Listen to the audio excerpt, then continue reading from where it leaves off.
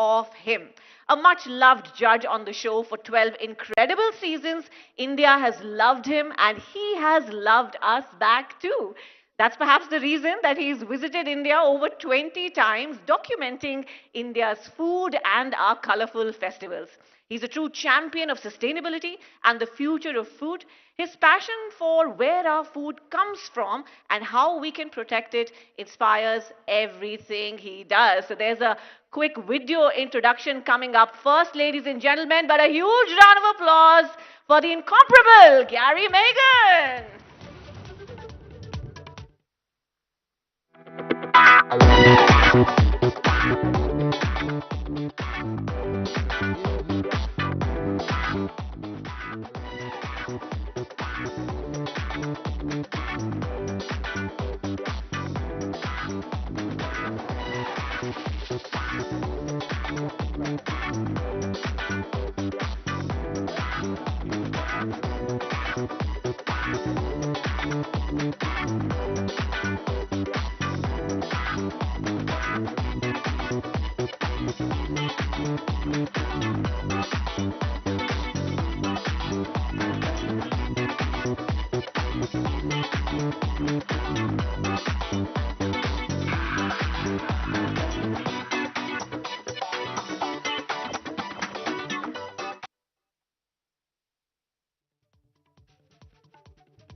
I think we can do better than that, can't we? Let's give it up for Gary Mehigan.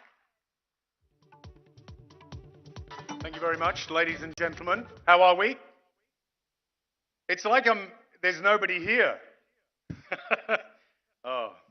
Well, what can I say? I'm here to talk about food, and food is the great unifier. And when people ask me the question, what's special about food, then, the answer's pretty simple, isn't it? I mean, it just brings everybody together. I do need this teleprompter to go faster, though. It brings people together. How could it not? In my life, nearly all of the most memorable moments have been punctuated by delicious food. It's shaped me into the person that I am today. And if I think about it, if I wind the clock back, my mother cooked everything from scratch. No fast food, no fizzy drinks, no matter how much we asked for them. And we always sat down for dinner together as a family, which I see as crucial in the way I grew up. It's a tradition that I've cherished and carried forward into my own family. TV and devices are turned off. We sit, we eat, we talk. Come on, auto cue, keep going. The conversation may be slow, but it always happens. The words come, troubles are aired, problems are solved. We celebrate our wins. We may laugh, we may cry, but we do it together. And we put the world to rights on a full tummy. Food sustains us. It sustains us physically. We know this. You've heard the term, we are what we eat, but certainly our choices have ramifications to our health and to our environment. But most importantly, food sustains us mentally. We're social animals. Our experience tells us to be happy, to be healthy, to live a long life. We need to eat great food. We need to breathe clean air. We need to reduce our stress. And we need to be engaged, most importantly, with our community. Like art and music, it's not like art, music, food. These are the great pleasures that bring us together. These things remind us what we have in common rather than what we don't. If there's ever a time to celebrate that, that's now. The enjoyment of food and food shared sits squarely at the very heart of our humanity. Our ability to work together in the past, to survive in the face of adversity, was based on hunting and gathering. It's now evolved into cooking, into providing, into nurturing. Coming together during harvest periods of fasting, of feasting, have become something that we celebrate throughout human history for a good reason. As Maslow puts it, without food and shelter and warmth, we can't flourish.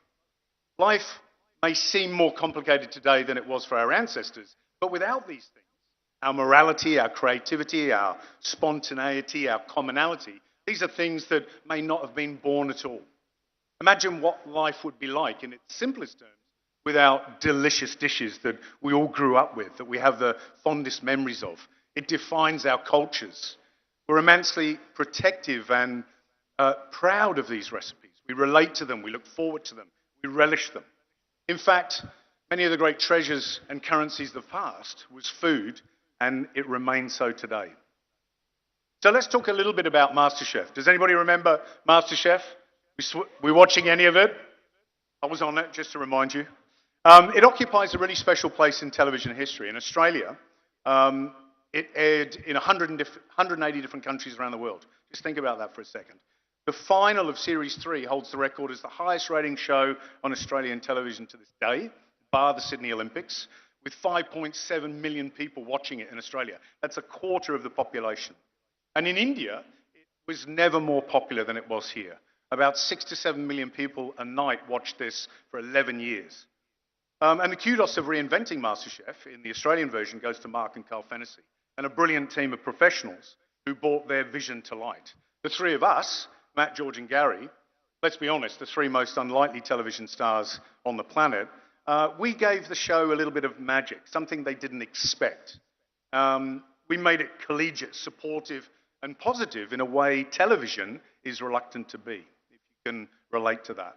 And I remember in 2008, when the start of the global financial crisis really crunched, it was a time of uncertainty, of insecurity. MasterChef brought families back to the dinner table. And if you think about the fact that it was across 180 countries, that was not an insignificance. Spending time together over a meal was something that, for many people, they hadn't done for years, and it struck a chord. It became a perfect antidote for a chaotic world. And this was just food. Commentators and critics couldn't believe it. We talked about food infused with love. We talked about passion, determination, and unlike our normal lives, where we learn not to volunteer, where we learn not to admit our mistakes for fear of failure and at worst ridicule, we did exactly the opposite.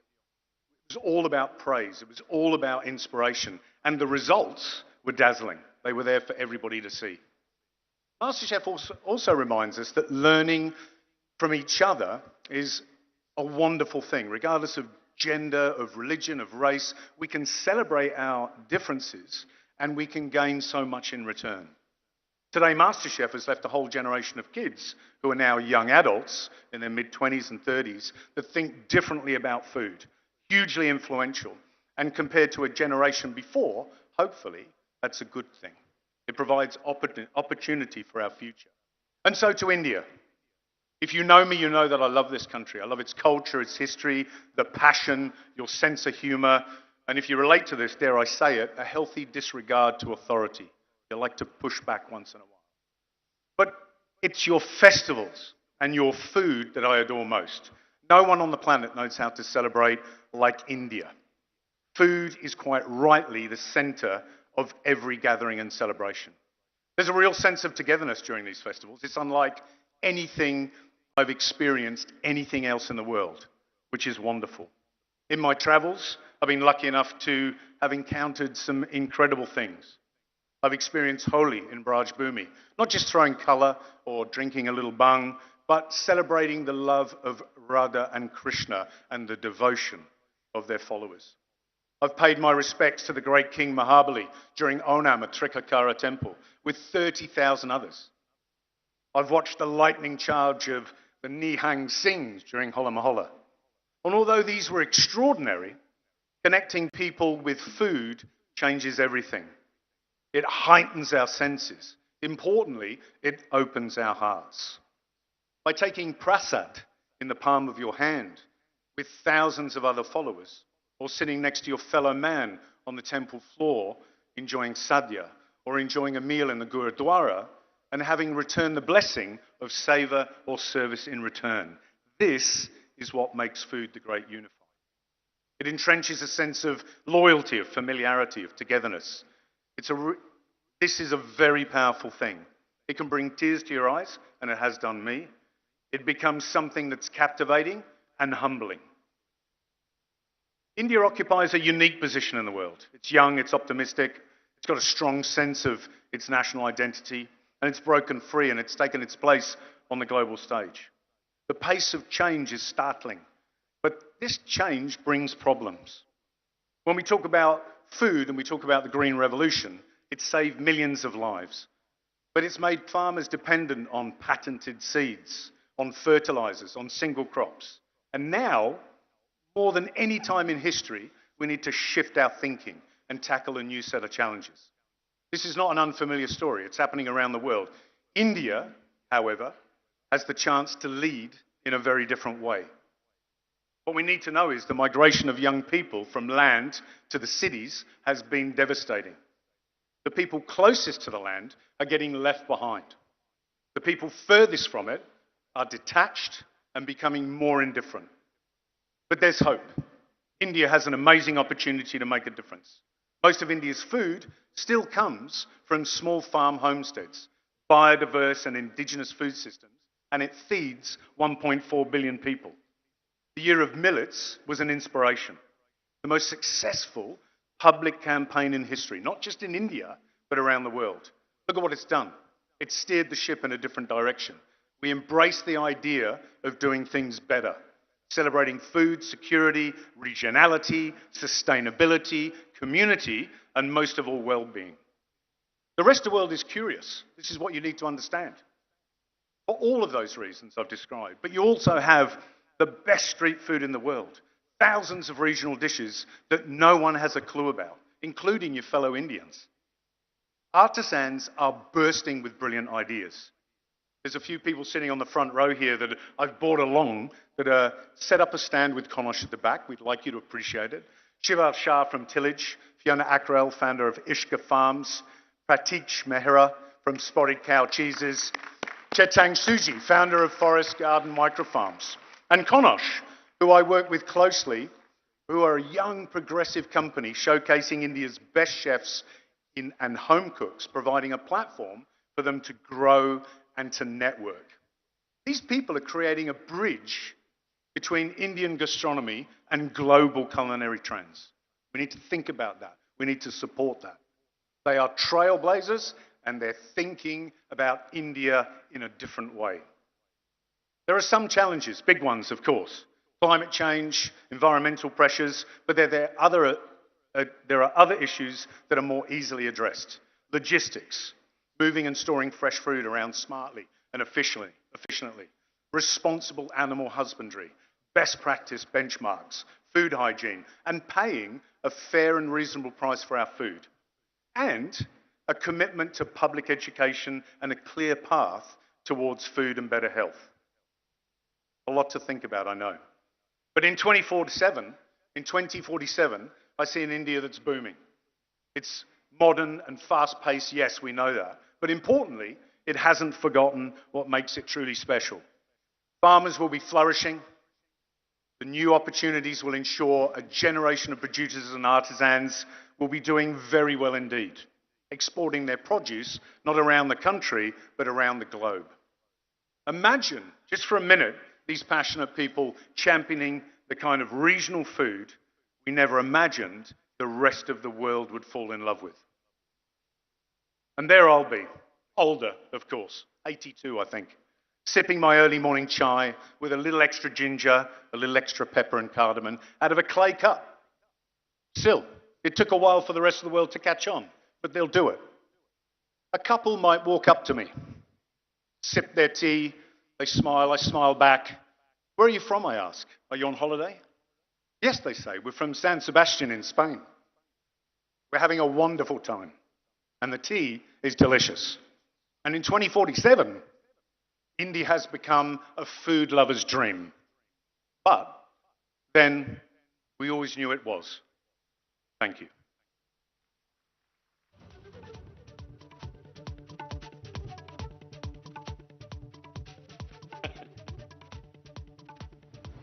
So much for that, Gary. You know, the way you've loved India, the way you've loved our varied cultures, our varied foods, you really endeared yourself to us. And we hope you keep coming back, you keep educating us. There's lots to learn, even in this session. So I'd like to bring on our moderator for this session. Can we have Dibang ji on the stage, please? Please have a seat, Gary. We can't wait to hear more from you. A huge round of applause, please, for Gary Mehigan.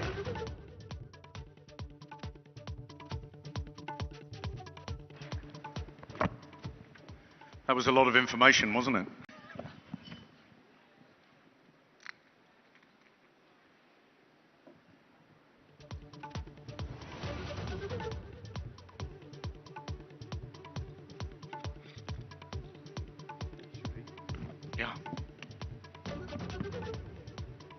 So I believe you understand Hindi. नमस्कार, मैं हूं दिबांग और इस विशेष सत्र में बात होगी Gary मैगन से। जी गैरी मैगन जो हैं I don't speak Hindi, just so you know. My Hindi is very limited. which are the words you picked up in Hindi? Oh, I can say, मेरा नाम Gary है, आपका नाम क्या है? That's about it. So Gary Mehigan, you spoke about 2047 and you seem to be very optimistic. You are an optimistic person. Yeah. But just see what's happening in the world today. For instance, they are saying that by 2030, kitchens will disappear. Already in the upmarket areas of Singapore and New York, you have flats with no kitchen space. Yeah. Most of the millennials, they order food 3 times more than what their parents would. What's on the, if you see on your mobile phone, one of the most downloaded things are the dark kitchens. Yeah. Where is the kitchen going now? We're facing some enormous challenges. And as a chef, as somebody who loves food, who respects our farmers and producers and artisans, we've got an enormous challenge. I think you're right. I think the world's changing so fast, most of us actually can't keep up. And the idea of the kitchen, the family table, disappearing is terrifying. And we've got some very real choices to make, I think. There's nothing more convenient, or there's nothing more wonderful in a sense of modern convenience. We feel like kings. This is something none of our parents or our grandparents would ever have dreamed of, to be able to tap into an app and get a delivery of something within 10 minutes. But I think we've really got to think about this. I think the decisions that we make now and the choices that we make as consumers are going to affect our planet and our environment more than we can possibly imagine. So the idea of a kitchen disappearing is terrifying. The idea of dark kitchens replacing the home kitchen, the idea of, and what we see now is, young families, young children sitting in front of the television, or worse, actually sitting in front of their own devices, completely detached from each other, and not being able to bond over a meal, breaks a cycle of humanity that's been in place for a millennium. And what effect that will have on people, on their mentality, and on our environment, I think is unfathomable. And we need to make the decisions now. Okay. At the end of this conversation, there's a little exercise that I have for you. I'm not asking you to cook, it's something else. Yeah. But before that, if you see the nature of dining table has changed, there are children, young children, toddlers, preschool kids who can't have their food if they don't have something on the screen. Yeah. And what are they watching? They're watching Peppa the Pig. Yeah. And they have the same accent when they talk. Or Dora the Where does Explorer. it leave the food?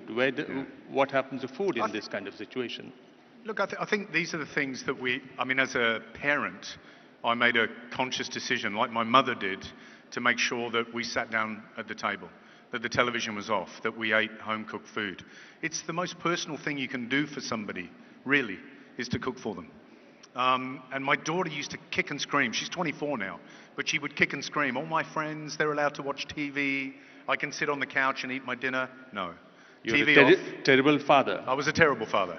So the TV went off, the phones, left in another room, and we sit down. And what it's done over the years, it's given her a center point in the family home. It's given her the opportunity to share her views, to have her views challenged, to grow, to appreciate food,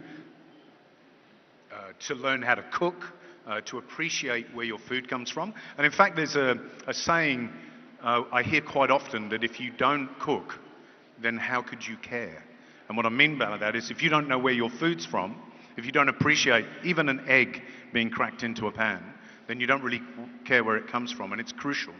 So what I hope for is that whether it's conversations like this, or whether it's Conosh, for example, who I work for here in India, that are all about the idea of home-cooked food and home cooks and celebrating everything that represents, or celebrating our suppliers going into the future, that we remind ourselves always, in the face of commercial pressure, of what makes us human and what's important.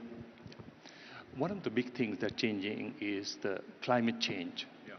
And because of climate change, crop patterns are changing. We know that in Sicily, vineyards are being replaced by crops of avocado, passion fruit, and lychees. Yeah. You talk about tea and tea from India, from Darjeeling. There are 500 acres of coffee plantation now because of climate change. Because of climate change, the grapes have become sweeter, more acidic. Lettuce is bitter. Apples are not that crisp. Where is food? I mean, how is it going to survive all this? I mean, there's nothing more certain than change, is there? I mean, that's what we know. I think what it's requiring from our farmers and producers, our artisans, is a greater adaptability, a willingness to change. The hurdles, obviously, like I talked about in the first address, is the fact that much of our agriculture is big agriculture. You know, we're buying our seeds, they're patented, we grow singular crops. There are very few varieties now of particular crops grown around the world. There might be 2 types of pig, 2 types of bananas, 5 types of coffee. Now the challenge then is that when climate changes, and it's very regional, it might change in Darjeeling, the whole crop is destroyed, or the challenge of growing that crop becomes huge. What, as an optimist, I look at is that we're recognizing this. There are people that are solely committed to bringing old strains, old seeds, new varietals in the face of these challenges to solve it. And the Year of Millets was a good example. You take an ingredient that had been cooked with for thousands of years, that was resilient, fairly low yield, based on modern strains of wheat or corn, for example, that may require less water or more water, depending on where you are, that may be more resilient in times of drought, but then in times of a drench, in monsoon. And you see these people championing that. There are seed banks that contain every seed that's ever existed on the planet. And they're there to be drawn upon. And even scientists now are seeing the value in that, and politicians too, governments too. So as an optimist, I think we'll solve it. I think we're okay. But I think the biggest challenge is to get the general public, it's us, to change. No, but Gary, if you see large cardamom, large cardamom, 90% of it was produced in Sikkim. But the streams are drying, Yeah. there are less rains, cardamom production has gone down considerably. Yeah. You have to consider that also. What do you do about that? Yeah. You need to adapt, you need to change. It happens in Australia. You have great periods of drought, great periods of wet. We're growing crops, quite honestly, that we shouldn't be growing in the areas we're growing. If we look back in history, climate has always changed. It's changed over a longer period than it's currently doing now, and nature has adapted in itself and man has adapted. This is what needs to happen. Yeah. So in an area that we may grow tea, and we expect that to be happening for the next 50 years, the sad reality, it's not true. We might have to shift that production to a completely different space or place. Yeah. You talk about history. So 1893, Chicago World Fair, they asked everybody to write an essay on food in 1993. And for the first time, people heard about food capsules. Yeah. Are you scared of food capsules? I'm terrified of food capsules. It's happening now, isn't it? I think people, I can walk into a pharmacist at home and half the shelves are full of vitamin supplements and protein supplements, and yet we're talking about whether people are cooking at home and eating a balanced meal, and the answer is probably not. And through convenience or commercial pressure, or possibly the idea that this is better for us than naturally grown, organic, delicious food of every variety, is a nonsense. I've been hearing this since I was a child. I remember watching a movie with Charlton Heston called Soylent Green. Terrifying. And it was about a little green strip of food that is everything people ate. I couldn't think of a world more terrifying, more bland, more soulless than without delicious and wonderful food. It's like life without art, or life without music, or life without love. I hope it never happens. One of the first films on food capsule was in 1930 called Imagine That. Yeah. One other thing that's happening is the food chain is being invaded by microplastics. Sure. Microplastics are causing cancer, hormonal disorders, Yeah. and there's no regulation to check the production of plastics. The estimate is by 2050, the production will go up by 3 times. UN has been trying for a long time. 100 countries have agreed to cut down production, but the oil-producing countries don't want it. Yeah. Do these things worry you? Solution? It's interesting, even if I can break it down a little bit, even in the industry that I'm in, or the rise of food on TikTok or Instagram, you'll see this very clearly, and people might relate to this. They'll see a video of somebody cooking something and ask why they're not wearing plastic gloves, you know, and there'll be a big green emoji of somebody throwing up because they see it as unhygienic and disgusting. And I try to explain to people that as a chef, if I wore a pair of plastic gloves like a doctor does or a nurse every change of task, I probably, on average, would wear 60 pairs of plastic gloves in an 8-hour shift, right? You then multiply that over 20 or 30 chefs working in a kitchen, 20 or 30 front of house staff serving and working with plastic gloves on, and then multiply that by every restaurant and food production business in a region, in a city, and around the world, and those statistics become terrifying. And so what is happening to us, and why are we thinking that way, and why do we continue to do exactly the opposite of what we know is the right thing to do? So when you ask about microplastics, how much plastic is around us? We're buying our food wrapped in plastic because we don't want to buy it. The most ridiculous thing is seeing a coconut deshelled and then wrapped up in a polystyrene cushion and then wrapped in plastic with a tag on it with a barcode. Yeah. It's a food capsule in another sense, and it's a ridiculousness. Yeah. And in some way, we have to learn to stop ourselves. And the challenge, for example, I see in India is that, for example, quick commerce is going to skip supermarkets completely. That means that going forward in the next 2 years, we're getting more delivered instantly than we ever had. And with that comes a huge amount of packaging and plastics. So what are we prepared to compromise? I remember seeing somebody on television saying, are we prepared not to continue to buy things in plastic? Are we prepared to say no when we walk up, to a shop and see packaging that is completely unnecessary? And what I see at the moment, terrifyingly, is no. My daughter's happy to get a delivery from Amazon or Temu, a box within a box within a box and packaging. And she's prepared to send it back if it doesn't fit and order another one. And I tried to explain to her, this is your future as much as everybody else's. So what are we going to do about it? And as the optimist I say, I think we are on the cusp of change. And I look at a country like India with 1.4 billion people and what it's achieving, what it's doing, what it has, what it can share with the rest of the world. And it's an incredible thing.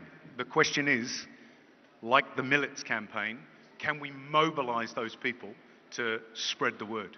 Yeah, millet campaign is indeed commendable, but Yeah. talking about plastics, let me tell you a small trivia. Tell me. India is the largest producer of plastic waste. Yep. 9 million tons. Yep. 20% of the global plastic waste. But that's another story. Now we You just needed to get to the fact. Now let's come to this last part. You have to sit with your back straight. I try to. And bring your right foot on top of your left one. That was the mistake you were making. Right. Oh, we're going to learn To breathe in and chant Om. So Om, the sound Om has 3 parts. A, O, M. Okay? And A, U, M. So A comes from the stomach, U comes from here, and M comes from here, Ma comes from here. Will you give it a try? Only if you do it first. Is that a deal? Because then that puts you on the spot. Nobody wants it.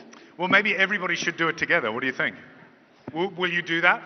Will you share in our So Okay? try.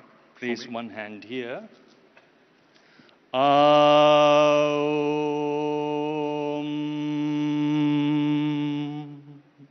Aum.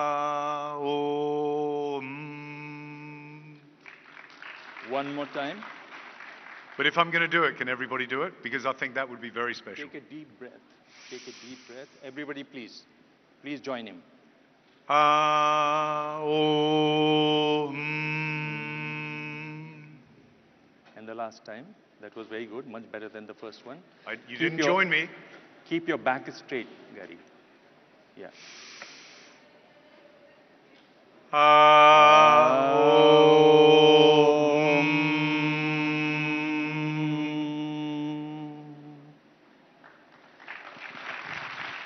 Gary Mehigan, thank you so much. Thank you very much. And thanks for joining me on that. Thank you so much indeed, Gary, and also Dibang ji. I think we can all take a deep breath and think about our sustainable choices at every meal, isn't it? We should be doing that. And don't forget, ladies and gentlemen, Gary was speaking about sustainable products, and we have sustainable, food entrepreneurs really who have got some of their samples that you can take a look at right behind this stall. It's from the Conosh team. So don't forget to go and take a look. Ladies and gentlemen, let's have a huge round of applause for the wonderful Gary Mehigan. And I'd invite Megha Prasad to please come up on stage and present Gary with a memento from the ABP network for making us think about food and beyond food, how we are sourcing it and how we are protecting it.